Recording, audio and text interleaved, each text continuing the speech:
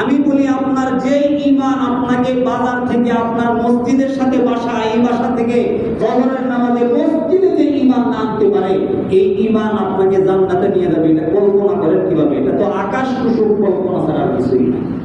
আপনি জাহেলের বোকার স্বর্গে বাস করছেন, বোকার স্বর্গে বাস করছেন, এত সহজ নয়। মুহতারাম হাজিরিন, খালি আশা করবেন আল্লাহ আমারে জান্নাত দিব, আল্লাহ আমারে জান্নাত দিব। হুজুর দোয়া করেন, মরলে হুজুরের কাছে দোয়া চাই, হুজুর দোয়া করেন আল্লাহ যেন জান্নাতের সর্বোচ্চ মাকামটা দিয়ে দেন। আল্লাহর এতই ঠেকা করছে, আপনি দুনিয়াতে আল্লাহর একটা কাজও করতেন না, আর বললে আল্লাহ আপনার জান্নাতের সর্বোচ্চ আসন দিয়ে দেবেন। এটা কি বাপের বাড়ি মামার বাড়ির বলা যে চাইলেই পাওয়া যাবে? মনে কষ্ট পায় না, আল্লাহই বলতেছি, আপনাদেরকে বুঝার জন্য বলতেছি। এভাবে কথা বলা আসলে উচিত নয়, তারপরেও বলতে হয়। মুহতারাম হাজিরিন, সময় এত গুরুত্বপূর্ণ। রাসূল বলেছেন, যে ব্যক্তি নিজের নফসকে চিনে, নিজের নফসকে নিয়ন্ত্রণ করে এবং পরকালের জন্য আমল করে, মান দানা নাফসাহু, এটার ব্যাখ্যায় ইমাম তিরমিজি রাহমাতুল্লাহি আলাইহি সুন্দর একটা ব্যাখ্যা করেছেন। ইমাম তিরমিজি বলেন, মান দানা নাফসাহু, এটার ব্যাখ্যা হলো মান হাসাবা নাফসাহু ক্বাবলা আন ইউহাসাবা ইয়াউমাল কিয়ামা, কিয়ামত দিবসে হিসাবের সম্মুখীন হওয়ার আগে যে ব্যক্তি নিজের হিসাব নেয়, এই ব্যক্তিটাই হলো কি বুদ্ধিমান। এই ব্যক্তিটাই হলো তামাম পৃথিবীর মধ্যে সবচেয়ে সেরা মানুষ, বুদ্ধিমান মানুষ। আমাকে রবের সামনে কি করতে হবে?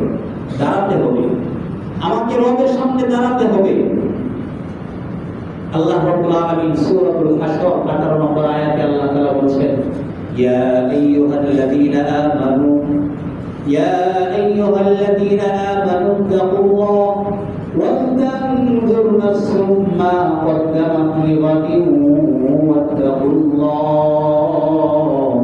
ইন্নাল্লাহা খাবীরুম বিমা তা'মালুন। আল্লাহ তাআলা বলে, ইয়া আইয়ুহাল্লাযীনা আমানু, হে ঈমানদারেরা, ইত্তাকুল্লাহ, আল্লাহকে ভয় করো, আল্লাহকে ভয় করো। ওয়াল তানজুর নাফসুম মা কদ্দামাত লিগাদ, এবং ভয় করার সাথে সাথে আরেকটা কাজ তোমাকে করতে হবে।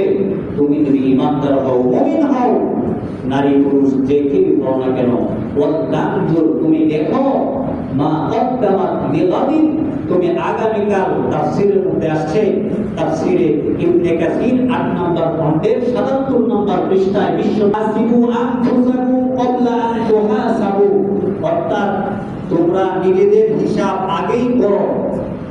তুমি নিজের তো হিসাব নাও। দিন শেষে তুমি একজন ব্যবসায়ী, যেমন তোমার ব্যবসার হিসাব করো। আজকে সারাটা দিন হলো ফজরের নামাজের পর থেকে সকাল 6টা থেকে বিকাল সন্ধ্যা 6টা পর্যন্ত, এবং বিকাল সন্ধ্যা 6টা থেকে পরদিন ভোর 6টা পর্যন্ত তুমি এই একটা দিন তোমার জীবন থেকে চলে গিয়েছে, অতিবাহিত হয়ে গেছে। তুমি এই একটা দিনের মধ্যে আল্লাহ তাআলার কয়টা হুকুম তুমি পালন করতে পেরেছো? তোমার একটা হিসাব নেওয়া দরকার, তোমার একটা হিসাব নেওয়া দরকার। হিসাব নাও।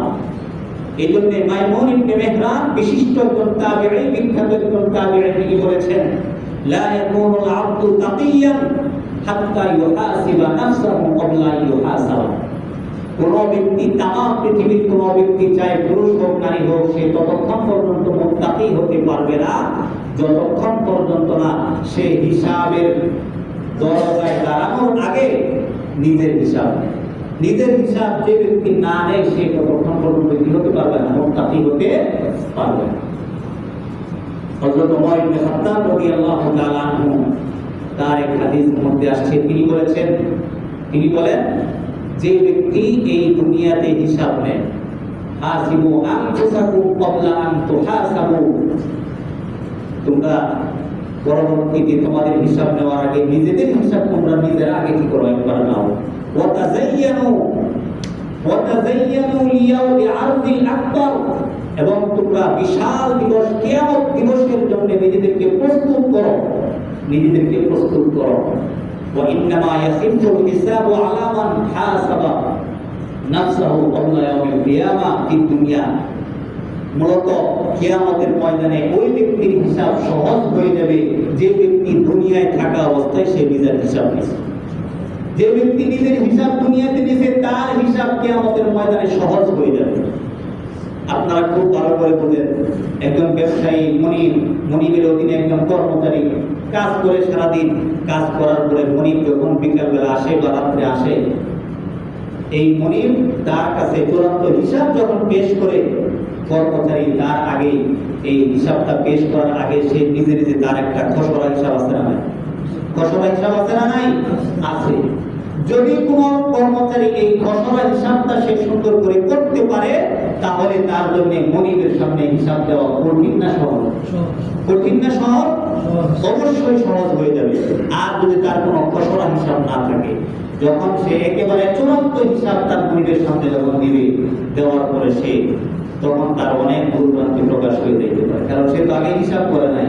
এই জন্য দেখবে যে এক জায়গায় হওয়া 3 টাকা হওয়ার কথা, সে 2 টাকা হিসাব করে ধরে রাখছে, কিন্তু সে কি করে নাই? খসড়া হিসাব করে নাই, এই জন্য দেওয়া যায়। মোহতারাম হাজিরিন, এই জন্যই ওমর বলেন, যদি কোনো ব্যক্তি দুনিয়াতে নিজের হিসাবটা নেয়, তাহলে কিয়ামতের ময়দানে তার হিসাবটা রবের সামনে দাঁড়ানোর পরে সহজ হয়ে যাবে। সুবহানাল্লাহ। মোহতারাম হাজিরিন, এই জন্য আমাদেরকে একটা বছর আমাদের জীবন থেকে চলে গেছে, নতুন একটা বছর আসছে, আমাদেরকে হিসাব দিতে হবে। সূরাতুল কাফ 18 নং আয়াতে আল্লাহ রাব্বুল আলামিন বলেন, মা ইয়ালফিযু মিন